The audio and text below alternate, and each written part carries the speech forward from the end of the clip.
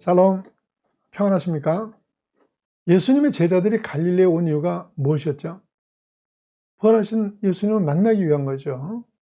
그렇다면 얼마나 죄송스러운 마음으로 주님을 기다리고 있어야 되겠어요. 그런데 고기나 잡으러 가자고 하는 베드로의 행동을 이걸 어떻게 생각을 하세요? 저는 이건요, 예수님에 대한 불신앙이나 반항이라기보다는요, 어린아이 같은 반응을 하고 있다고 생각을 해요. 아이들을 키워보시면 실수를 하거나 면목이 안 서는 일을 하고 나면은 미안해하기보다는 덧비치는 거 아세요? 덧비치거나 투정 섞인 행동을 하잖아요. 베드로는 저 혼자만 그런 철부지가 된 것이 아니라 다른 제자들까지 선동을 해가지고 밤새도록 그물질을 했습니다.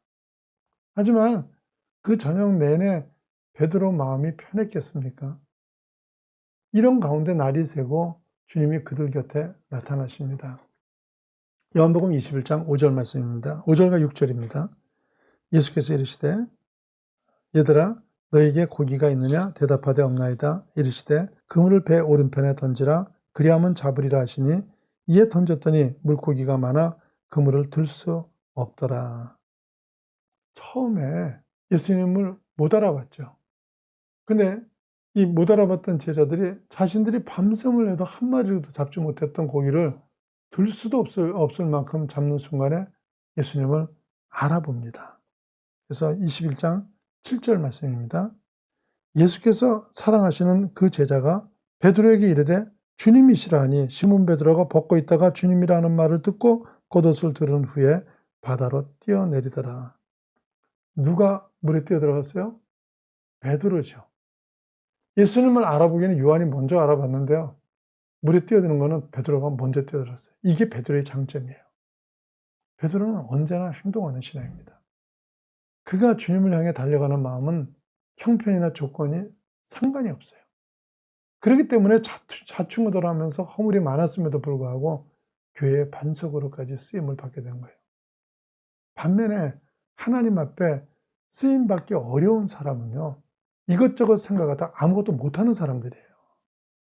이 시대에 필요한 거는 행동이 있는 신앙입니다. 근데 왜 이렇게 생각이 많고 판단이 많겠어요?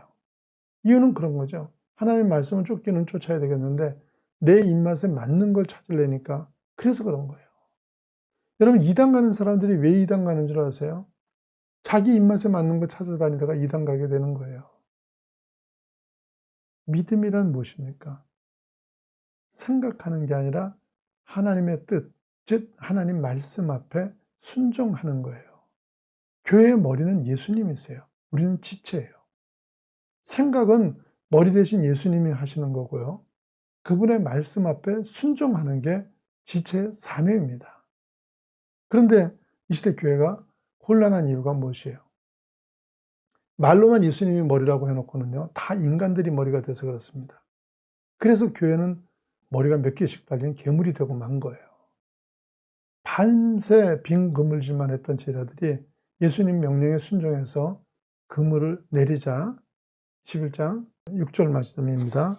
이르시되 그물을 배 오른편에 던지라 그리하면 잡으리라 하시니 이에 던졌더니 물고기가 많아 그물을 들 수 없더라. 엄청난 수확을 얻었어요. 근데 베드로의 이 경험은 처음 있는 일이 아니죠. 예수님을 만난 초창기인 누가복음 5장에서도요. 누가복음 5장 5절 말씀입니다. 시몬이 대답하여 이르되 선생님 우리들이 밤이 새도록 수고하였으되 잡은 것이 없지만은 말씀에 의지하여 내가 그물을 내리리다 하고 그러고는요 그물이 찢어지고 배가 잠길 만큼 고기를 잡은 거예요. 이때 베드로의 반응이 어땠어요? 5장 8절입니다.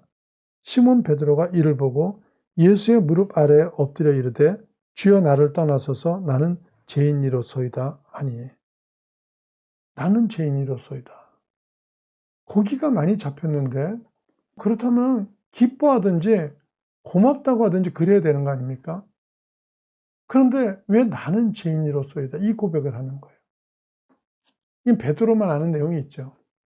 자, 이 사건 이전에 주님이 이루신 기적의 역사들이 있었어요. 물이 포도주가 되기도 하고 병든 자가 고침을 받고 죽은 자가 살아나기도 했습니다.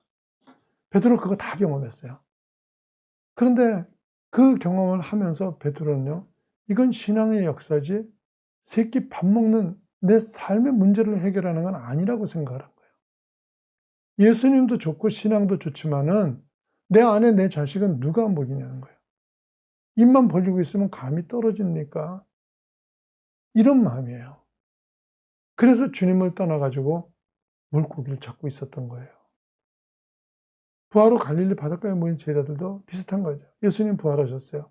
죽음의 권세를 이기신 너무너무나도 영광스러운 승리였어요.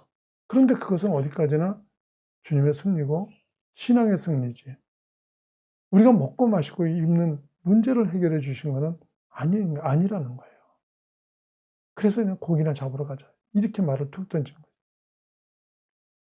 제자들의 이 문제는요, 오늘날 우리들의 문제이기도 합니다. 많은 사람들이 신앙생활하면서 힘들어하는 이유가 하나님이 살아계신 것을 믿지 못하는 것도 아니고요, 하나님이 내 죄를 대속하다는 것도 믿지 못하는 게 아니에요.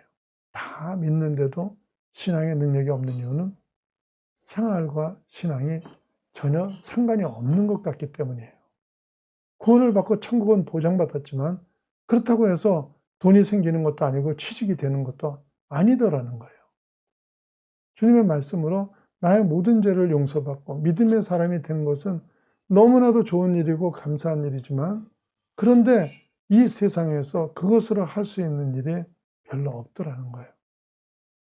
신앙은 신앙이고 먹고 사는 문제는 여전히 문제로 남아있더라는 거예요. 그런 생각을 가지고 내 생계 문제는 내가 해결해야 되겠다고 나선 베드로는 밤새 애를 썼지만 아무것도 잡지 못하고 있다가 주님 말씀에 의지해서 그물을 내린 순간에 그물이 찢어지게 고기가 잡히는 걸 보고 그동안 품었던 자기 생각과 불신앙을 깨달은 거예요. 그래서 터져나온 고백이 5장 8절에 시몬 베드로가 이를 보고 예수의 무릎 아래 엎드려 이르되 주여 나를 떠나소서 나는 죄인이로소이다. 그래서 이 말이 터져나온 거예요. 오늘 우리한테 필요한 고백도 바로 이 고백입니다. 예수님이 부활하심으로 삶과 죽음이 주님 손에 있다는 거 알겠는데 그건 죽을 때 얘기고 당장 먹고 사는 문제는 어떻게 하냐면서 살았던 우리의 불신앙을 회개하셔야 됩니다. 분명히 알아두십시오. 세상의 흥망성쇠는 하나님 손에 달려 있습니다. 열심히 하면 되는 줄 알고 있는데 하나님이 복을 주셔야 되는 겁니다.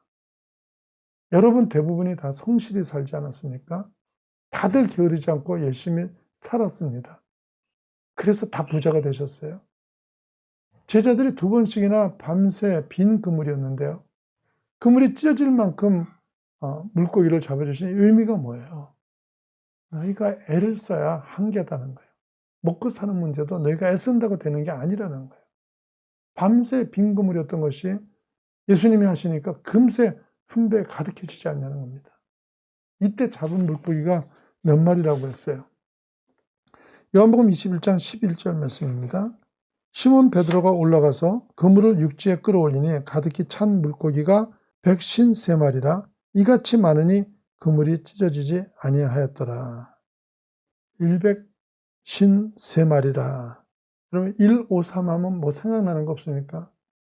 나이 좀 드신 분들은 여러분이 학교 시절에 많이 쓰시던 흰색의 그 모나미 볼펜 기억하실 거예요.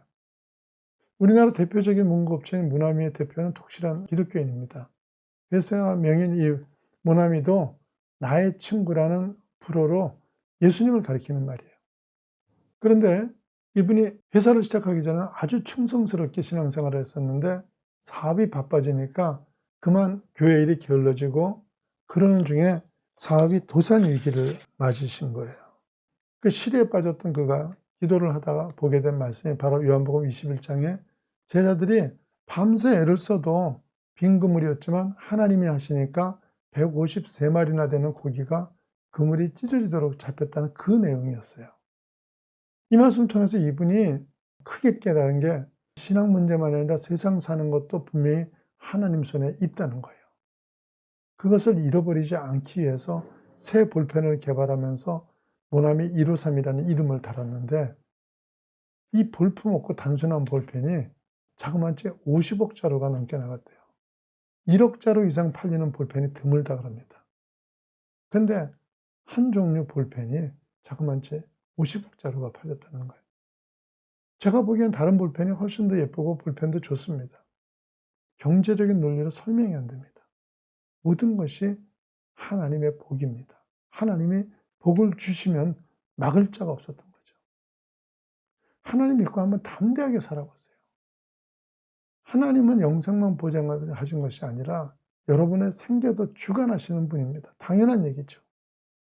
여러분이 하나님을 안 믿으면요, 그 대신에 뭘 믿고 가겠어요? 갈릴리 바닷가의 제자들요, 그들이 그들의 삶과 예수님을 연결시키지 못한 것처럼요, 오늘날 많은 신앙인들도 나를 구원하신 주님과 나의 생활을 주관하실 주님을 연결하지 못하고 있습니다. 이렇게 우리가 관념으로만 믿는 믿음은 힘이 안 됩니다. 생활 속에서 확인된 믿음이야 힘이 있습니다. 믿는 우리는 우리의 열심이나 판단보다 인생의 흥망성쇠부터 새끼 밥 먹는 일까지 하나님 손에 달려 있다는 것을 확실하게 믿는 믿음의 복을 받으시기를 예수님 이름으로 축원합니다.